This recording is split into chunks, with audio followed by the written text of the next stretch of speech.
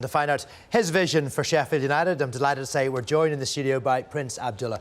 Great to have you in here. Much appreciate you giving up your time and coming in to tell us your side of everything. So, look, in the Justice's statement yesterday, in his judgment, Mr. Justice Fancourt granted you full control. So you have won, and you've got control of Sheffield United Football Club. How do you feel? What are your emotions on learning that you're the man in control? I feel great, I feel honoured, I feel humbled. I think it's a great club with a great history and tradition. I feel it's a responsibility. Owning a club is not like owning a paper company like I used to do. It belongs to the fans. You have to do whatever best for the club. It's a huge responsibility. Talk is cheap, but I think fans, when they look back to this day, 4 or 5 years from now, they will be very happy. So why do you think fans will be very happy that you have been given control and that is the best for the future of the club? Because in every decision we will face, we'll try to make sure that we do the best decision for the club. We're going to buy all the real estate that belongs to the club and join it to the club. I'm going to invest heavily in the academy. I have very good working relationship with Chris Wilder. We've worked very close together in this last transfer window.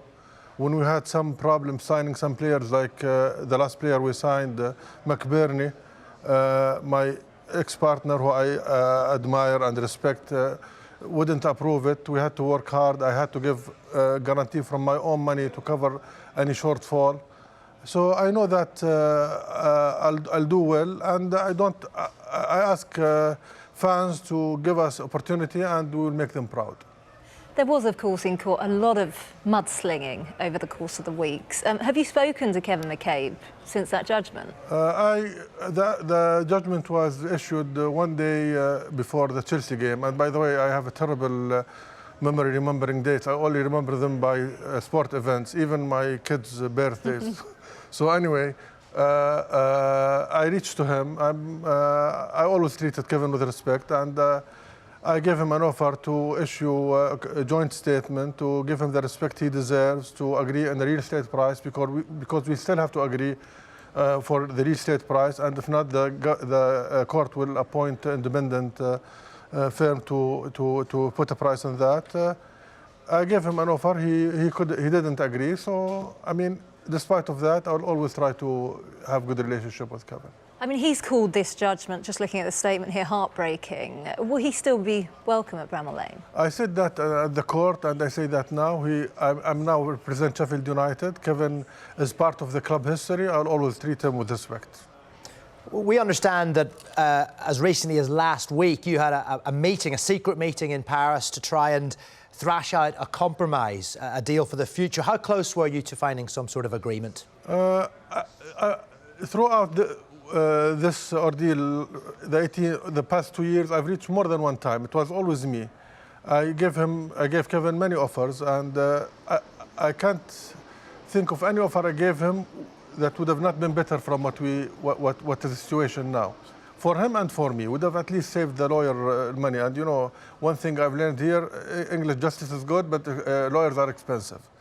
But we couldn't agree. This time, as I told you, I know that I've won. I wanted to assure him that we still have a good relationship, that I will still treat him with respect, and to reach an agreement to just finish all this and put it behind us. He gave me an offer which is like doesn't go with the judgment that has been issued, so I couldn't agree to it. The negotiations failed because you thought his offer was far off what it should have been. I mean, it's far off what the judgment, the court judgment is. So, yeah, and he wanted me to give him more things than what the judgment said. I was ready to be like reasonable with the real estate prices, terms of payment, joint statement, his position in the club. But we couldn't agree. But anyway, I think we should put that behind us now and look at a future. We heard in court that at times you struggled to raise funds to keep the club going smoothly. If that's the case, how is it now going to be possible to raise 40–50 million pounds to buy the stadium and then, on top of that, have a healthy transfer budget? I will answer this with two parts. First, people have perception that every Saudi prince is born with billions or millions of money.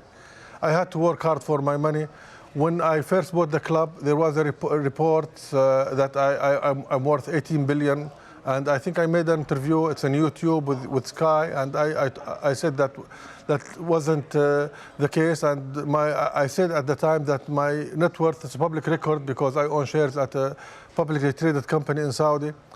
Throughout the 6 years, I've never been late of supporting the club, only for one time. I had some troubles in, I don't know what year it is, but like 3 years ago. Other than that, I was always the first to pay. I was always to support. I never one time in the 6 years, any manager asked for any budget and did not give my approval. But now I'm in a better financial situation than before, and time will prove it. As I said, talk is cheap, but time will prove it. So come January, what kind of transfer budget are we looking at for Sheffield United? The transfer budget for this year was £30 million. I fought hard with my ex-partner, and you can ask Chris Wilder, and we raised it to £40 million. It's much more than many Premier League club has spent. In January, we have to look at our position in the table, and I have to talk to Chris, and we'll do anything that is needed. We always have to remember to be reasonable and to responsible, because look at the clubs promoted now from the Championship, Norwich City, us and Aston Villa. If you look at the three clubs, Norwich and Sheffield United are doing better than Aston Villa, and they're doing better than Fulham, who last year spent 100 million. It's not about spending, it's about spending wisely. It's about also being ready for, if God forbid, we get relegated. We don't want to buy the type of players who will leave the club if we get relegated, because Sheffield United is a Premier League club. We will do whatever is needed in January, but we'll always be cautious and be prepared for the future. Let's just take you back to the stadium, the training grounds and the other assets that you have time until July 2020 to buy. There's some confusion as to why you didn't buy those back in January 2018 when the so-called Russian roulette clause was triggered. Can you explain?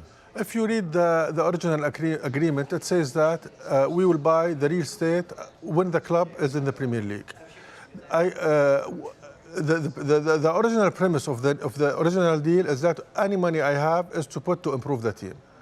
If I had £1 million to buy the real estate, I would have not had enough money to support the first team. And our goal and Kevin's goal was always to be in the Premier League. So the agreement is clear. I said in the agreement, the agreement states that the real estate will be united with the club when we reach the Premier League. He asked to, so that was my position. I stuck with the contract, and I think this is why I won the litigation. And you're in the Premier League now, so when do you intend to buy those assets?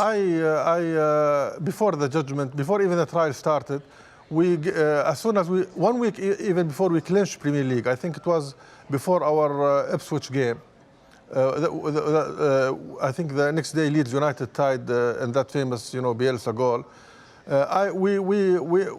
We gave Kevin an offer to buy the real estate, and it was approved by him. So that started even before the judgment was out. Got to ask you, I mean, on Saturday, Kevin McCabe was seen in the director's box along with 6 businessmen. We understand they're from ALK Capital. Yes. And the understanding is they were lined up to buy a majority stake in the club if he'd won at the High Court. Yes. Clearly he hasn't now won. Is there any chance that, you would sell the club to them? I don't, look, in business you never say never, but I can tell you I have no intention of selling the club. In the last 6 years, Kevin wanted to sell his share. I tried to help him sell his shares. I never put my shares in sale. My dream always, my passion is the Premier League. I don't see how, I worked so hard, I spent so much money for me to reach the Premier League and sell the club. I think owning the club is a responsibility. I will only sell the club or consider selling the club if I feel that I'm dragged and I can't help the club or I can't support the club. But other than that, it's a great club. I want to own it and I want to make it better. And selling now is not in my plans right now. Clearly this has been a difficult battle going on for a few years, quite a lot of uncertainty around the club, but one man who's continued to do a great job, and you mentioned him earlier, is Chris Wilder. Have you spoken to him since the judgment, and what have you had to say to him? No, because, I knew about the judgment, as I said, before the Chelsea game, but we were ordered by the court not to speak to anybody. I invited Chris and his wife to Badragaz. I was there in the pre-season. We had a very good chat. I have a very good relationship with Chris. I've been blessed all my life because of my club in Saudi, to be close to many great coaches. For me, one of the greatest coaches of all time, Mario Zagallo, who won the World Cup as a coach and as a player, to many big coaches, Eric Gerrits, many national team coaches. I know a good coach when I see one. Chris is a great coach, and he's going to get better. And he's getting better. And for us, I feel it's lucky that we found a coach like Chris. But in my philosophy and in my way, like when I analyze why clubs are successful, and as I told you, I've been in sports all my life. Big clubs are the clubs that have no personality above the club. I mean, there'll be no owner, no coach, no player above the club. We all work for the club. I think Chris we're blessed to have Chris, and we're going to support him, and hopefully he can lead us to better and bigger things. One area of concern for fans a couple of years back was when you appointed the former Saudi national team manager, Jan van Winkel. We understand at this stage he hasn't worked very closely with Chris Wilder at all. Will that now change? I've known he was the technical director of Saudi football. He worked with me in football. When I was president. He's one of the best people I know, and he has very good eye for talent. I can tell you, when I was Al Hilal president, he told me to buy Yaya Touré for $800,000 when Yaya Touré was in Belgium, before even he was, of course, years before he went to Barcelona and Manchester City. He has very good eye for talent, and I will use him in the club. But of course, Chris is face of the club. His decisions when it comes to the first team are the decisions that we will go with. But Jan brings very good experience to the club. So will he visit the ground more in the future? He will be. He's in the board now. He will still be in the board, but he is busy with my other club in Belgium, Berchkot. I don't think he can spend a lot of time in Sheffield, but he will be involved. And there's a similar question for you, because one accusation in court yesterday was that you've only seen the club play live 4 times in 6 years. Now that that's all behind you, do you intend to visit more? I've seen every game the past 3-4 years. I don't even when I was president for the biggest club in Saudi for 1.5 years. My brother was the president for 6.5 years. I don't like to attend games, really. I like to watch games in TV, in mute, alone. If we lose, nobody talk to me. Nobody bring, I need to forget about it. If we win, so I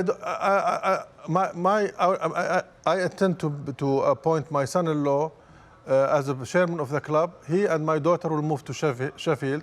They will live in Sheffield, and they will be in all the games. But you can surely understand why fans would like to see you more there, because it's a perception image there that you have to be there to understand the club and to love the club. I'll be involved. I'll be there when I need to be.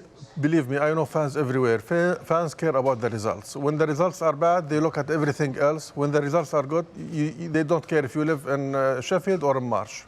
And do you plan to keep Sheffield United at Bramall Lane? You know, do you have any plans to change the ground at all? Bramall Lane is Bramall Lane. I mean, it's the most, for me, prestigious stadium in the world. We're only going to make it better. I think we can make the fan experience much better. We're going to work in every angle of the club to make it better, and that will take a lot of work. But we have to. Sorry. In what way do you plan to? The fan experience, I think, it could be much better.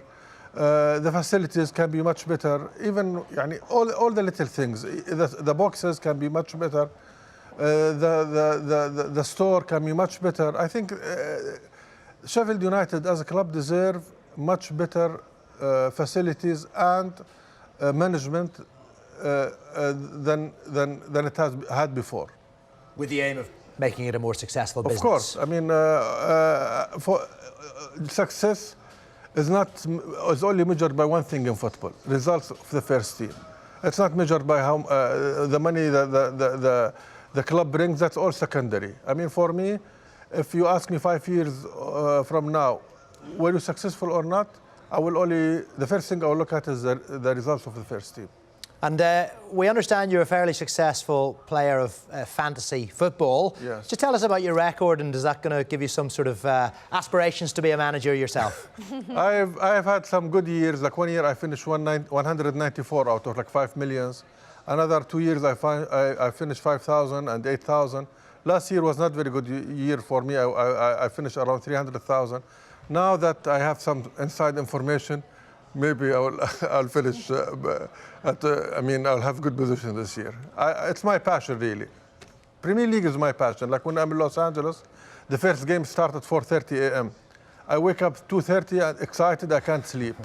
I never missed the Premier League. I don't know if you know, if you've seen my Instagram, but I only watch Premier League in Riyadh or in Los Angeles because I have 6 TVs. I watch all the games. Like I have a picture of last week of last season when I have all the 10 games on TV. That's how I watch Premier League.